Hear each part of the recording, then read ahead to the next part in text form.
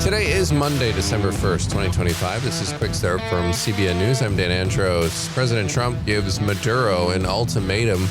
We'll have that top story and more on today's podcast, where we bring you news from a Christian perspective. Don't forget to subscribe and leave a rating. You can email us as well, quickstartpodcast@cbn.org. We'd love to hear from you. As always, we're glad you're here with us, getting through the news of the day together each and every weekday. Bright and early we're here, and with me today, CBN's Billy Hallowell.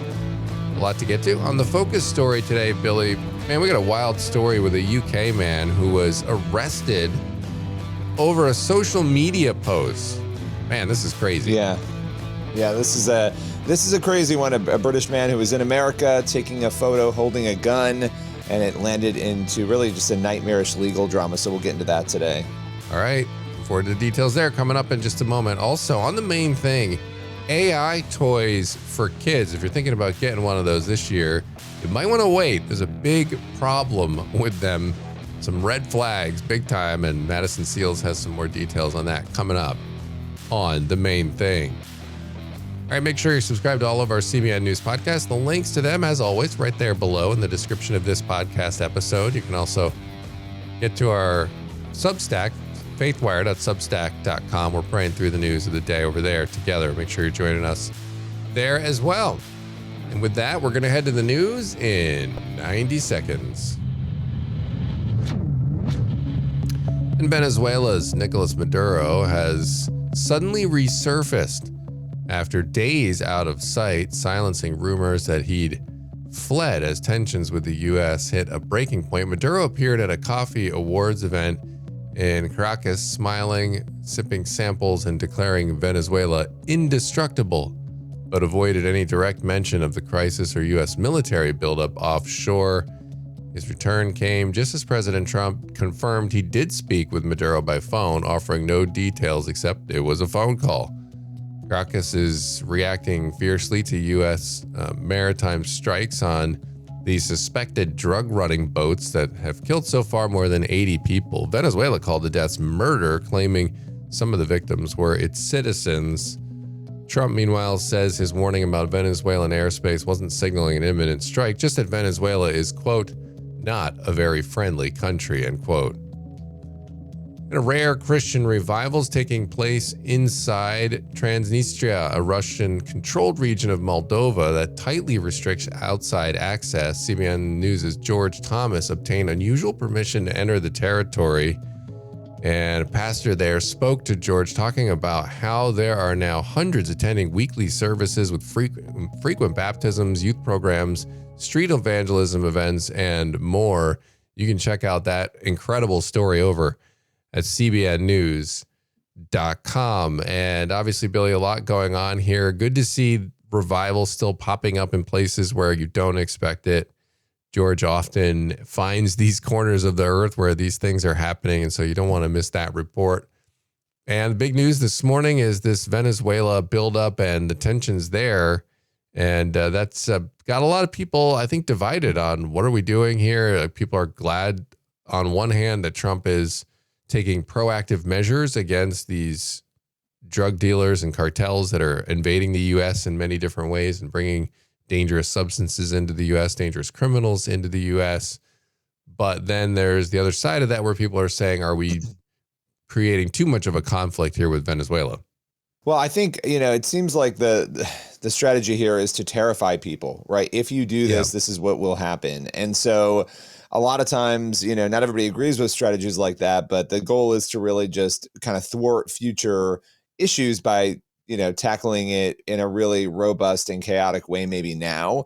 So we'll have to wait and see. I mean, I don't know where this goes, but it's definitely a different form of leadership that we've seen since Trump has been back in office. And so it's been a really interesting year. I don't think we're used to this form of governing, from the executive office. Yeah, and I've seen Christians too making the case that this is how government actually is supposed to be, that government is supposed to strike fear into evildoers, and that is supposed to be the job of the government. And for so long, it hasn't been doing that, that people are just soft on crime and they're not afraid of crime and they're just running roughshod all over the place, that it's kind of jarring to the system to see. But there's that argument being made as well when you look at Romans 13 and how the government is supposed to be the ones that are punishing evildoers and upholding what's good. And so for so long, maybe that hasn't been happening. It's kind of shocking to see something like this go down. But the debate will definitely continue over that for sure. And we'll keep you updated on cbnnews.com. All right, we're going to go to this wild focus story now. And a UK man was arrested over this social media post. Tell me about what happened here. Yeah, this is wild. This British man, posting on LinkedIn back in August an image of him.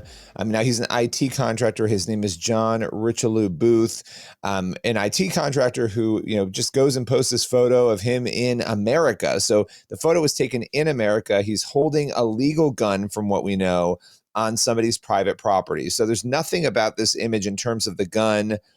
In terms of what's being taken, there's no caption that's threatening from what we know, but apparently a cop initially came to his home in August and warned him about his social media posting, and then cited a complaint from a person who apparently saw the image and then complained. And the cop apparently left. And then later on that night, on August 24th, the cops returned to the home and arrested Richelieu Booth. And so it's very wild that this man, over a social media photo, was arrested. Now, this apparently created all sorts of problems with his relationships with his neighbors. I mean, picture the cops are coming around. He started having tension with his neighbors. Wasn't able to really speak with them. Apparently, some of his private equipment and devices were seized by the cops. And all of this, again, kind of strange, considering that there was no threatening message under it with the gun, basically saying that he was doing something with his gun to intimidate somebody.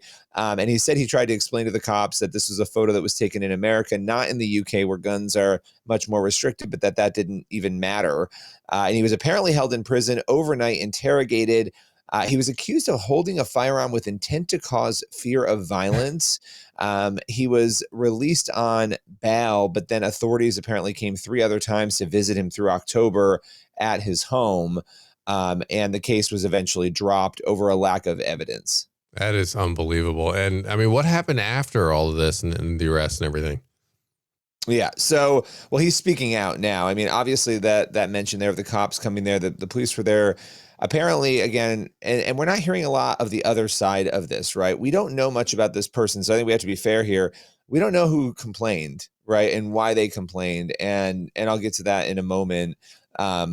When we talk about how maybe the police are responding to this. But, the police aren't saying a whole lot, but there was somebody who potentially felt some sort of threat. But again, the photo didn't offer any threat. And so it's a very bizarre situation. But he is speaking out about what he's calling an Orwellian nightmare. He said, "I've not been able to sleep. I've lived in fear of a knock at my door for the last 3 months. I haven't spoken to my neighbors for 4 months. It has damaged my ability to run my business. I thought 1984 was a book, not an instruction manual." Yeah, that's been the complaint from Great Britain and the UK, where we're seeing this, people getting arrested. One guy got arrested at his home. Police showed up because he posted on social media criticizing Hamas, a terrorist organization, and he got actually dragged out of his home because of that crazy stuff happening there in the UK right now. Very concerning. And so you mentioned the police and the case got dropped, but what are they saying now about this?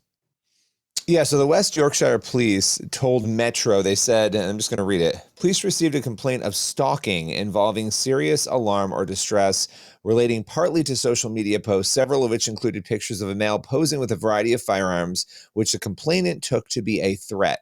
Police investigated and charged a man with a public order offense, but the then discontinued. So it seems like, and this is why we always have to be careful with these stories, because we don't know. They're saying that some other person, and anybody can claim anything, that there was this stalking case going on. Again, I have no idea. We don't have any other information on this to know what that means. There was a person who complained. We don't know much about them. But here is what is interesting. The Yorkshire Post, a media outlet who he spoke with, said that on the evidence seen by the Yorkshire Post, there was never a scintilla of a chance of a successful prosecution. And so serious questions remain about the policing standards and motivations applied in this case, and the leadership who permitted his pursuit until the day after this newspaper applied to cover the impending court case. So they dropped the case. This media outlet saying, look, there was no evidence to lead us to where we even ended up in this. So regardless of what the other details are, based on this photo, it did not seem to be enough, according to this one outlet, to be going after this guy the way the police were. Yeah. And of course, we got to see those full details when they come out. But from what we know right now, this kind of fits into this disturbing pattern that we're seeing where the UK is willing to go.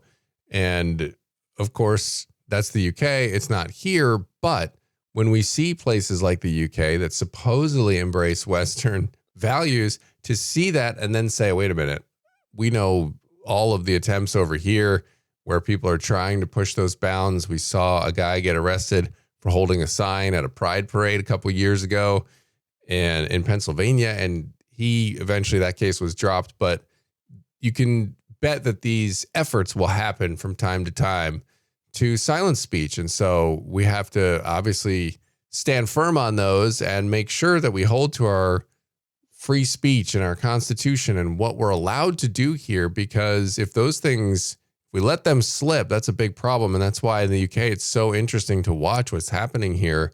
People being thought crime, praying for somebody in front of an abortion clinic and silently and getting arrested for that. It is Orwellian, and we don't want to let that sort of thing fester and brew and build and let it go unnoticed. So it is absolutely concerning to see the story, even though it looks like the case right now has been dropped and set aside. Yeah. And, this is free speech has been a major problem in the UK for a while now. So none of it is shocking, but as you were saying, deeply concerning, and also concerning, when does it come here? Right. That's what we want to avoid that. Right. Yeah, 100%. Well, appreciate you bringing it to the podcast today, and we'll keep you updated over at cbnnews.com. All right, we're going to go to the main thing now. And there's a potential threat to children on the market in the form of AI toys. Well, Rachel Franz with a nonprofit called Fair Play for Kids led the creation of an AI toys advisory and joins Madison Seals to discuss why and how parents should use caution in selecting toys this holiday season. With the holiday season upon us now, parents are already hopping on Amazon and other retailers shopping for kids' toys, which can be a bit overwhelming with how many there are on the market. Rachel, your organization, Fair Play, is urging gift givers to avoid buying AI toys for children this holiday season. Why is that decision important, and can you talk about what's behind it? Yeah, great question. So over the past 6 months or so, we have seen an increase in the number of AI toys marketed to families, and especially families with young children. And this sort of boom of AI toys is really tied along with all of the new AI uses that we're seeing come out across lots of different facets of our lives. And these toys are everyday children's toys. Some of them look like, normal stuffed animals. Others look a little bit more like robots. But these toys are embedded with what we call companion AI technology. This is a form of AI that is designed to mimic human characteristics, emotions, and features, and it's really supposed to be like a friend or a confidant. And we've seen this show up in chatbots that have been used by adults as well as teens, even more over the past 6 months or so. And now we're seeing it be placed in toys that are marketed to children as young as infants. And at Fair Play, the question we always start with when we look at a new technology or a product that's put out there for children is this designed with children's well-being in mind? And we started to look more into AI toys and just realized that these toys are being released without research, even though the marketing claims that they have all of these benefits. And we also don't have regulation of AI companies at this time. And, the online safety for children in general is pretty limited in terms of regulation. So for us, it raised a really big red flag. We started talking to experts and other organizations all around the globe. And the consensus was there that right now, it's not a safe choice to put these AI toys in the hands of children. And it led us to write this advisory for families all over the globe, urging them just to leave the AI toys on the shelves or out of their shopping carts this holiday season in order to keep kids safe. Yeah. And you mentioned some examples of some of these toys that people may come across. Can you talk about any more examples of the kind of AI toys that people might find and any specific dangers that they pose? Yeah. So right now we're seeing that AI toys look many different ways, both in terms of, whether they're a stuffed animal or a plastic kind of toy, but also in terms of the amount of data they collect from children, in terms of the ways that they might manipulate children into trusting them. And we see that there are a number of different types of manufacturers with different privacy policies and promises to consumers. Overall, what we're seeing is that all of the toys that are out there on the market, the AI that's put into them is, again, that companion AI. And we've already seen this type of AI through chatbots that teens have accessed through their devices or computers. We've seen it engage teens in sexually explicit and romantic relationships. We've seen it urge children towards or push children toward self-harm and violence, and some cases have actually ended in children taking their own lives as a result of their interactions with these chatbots. And so that same AI, those same models are now put in these toys. And if that's not danger enough, young children in particular are very vulnerable to trusting toys like this because naturally they need to be trustful in order to build secure, deep emotional bonds with their caregivers and kind of learn how to operate in the world around them.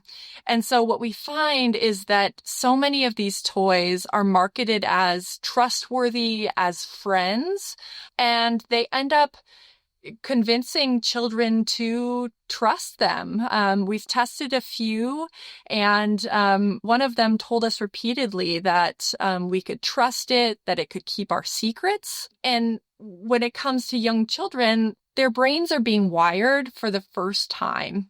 And this might actually shape their understanding of what trust is, who to trust, and it might make them more likely to trust AI and technology in the future and replace that trust between the child and the caregiver. And then, of course, we're concerned about the data collection that goes on with a lot of these toys. Some of them are they're translating whatever the child says to the toy into text. And then they are, using that text to not only report back to parents in an app, for example, but they might also hold on to that data and then potentially sell it to third parties like advertisers. We're seeing other AI toys that take audio and video recordings that use facial recognition and gesture recognition. And when a young child is trusting a toy like this, they're likely to take it everywhere with them. So they have all of this data being collected, and they might take the toy into vulnerable situations like getting dressed, taking a bath, having private conversations at the family dinner table. And some of them are kind of always on. So, even if it's sitting on the shelf, not being used, it has the potential to collect data on the family home and whatever's going on inside. It makes me think of Toy Story and how the animals and the toys are always listening and always watching. But for real, you mentioned how some AI toys can manipulate children, and it even seems like some of them are designed to do that, to gain the child's trust. So I'm curious, how are AI toy makers responding to any of these concerns that you've talked about? Yeah, so over the past couple of weeks, there's been some new research that has come out about AI toys specifically. There's a group called the U.S. Public Interest Research Group that did some testing of a wide variety of AI toys and found that at least one of them engaged in sexual conversations with young users, taught them how to light matches, and told them where to find knives, which is terrifying in itself. It looked like a cute teddy bear was talking to young users in this way. And thanks to their research, we have seen one of the toys. It's called Kuma Bear. It's from a company called Follow Toy. And the company actually has made an announcement that they are going to pull their toys off the market until they can do adjustments and more rigorous testing. But that's really the only instance so far that we've seen of toy makers kind of taking responsibility and realizing that these toys are simply not safe at this stage in research and regulation for kids. Other toy companies we've seen respond to press with sort of, doubling down on that they're safe for children and here's why. And we appreciate any attention that a company is going to put toward children's safety. It's really, really important. But at the same time, this is potentially going to be around a $275 billion market for AI toys. And so companies know this. And unfortunately, what often happens with technology companies is that they tend to put their profit above children and their well-being. And I think that we're seeing that happen with AI toys as well. All right, Madison, appreciate that conversation there. That's just crazy. I mean, AI and the dangers, the things it's saying to kids. I mean, this is the kind of, we're in a new frontier here with AI, and we're sort of learning how to navigate it. And it's here to stay. It's not going away. So we got to figure out what to do with all of the influx of AI and things like toys that are saying things to our kids, and what do we do with that? So appreciate that conversation there. And that's going to leave us with time on the pod today for one last thing. So we have got Proverbs 21:15. When justice is done, it brings joy to the righteous, but terror to evildoers. Just the importance of justice in our society. The Bible talks a lot about this, and knowing that God is the ultimate form of justice. Yeah, absolutely. And those who are not following God, and this is terror to them when they see justice done. So good spot to leave it on the podcast today. As always, get on over to cbnnews.com and faithwire.com for more news from a Christian perspective. Lord willing, that creek don't rise up on us. We'll be back tomorrow with more. God bless. We'll see you then.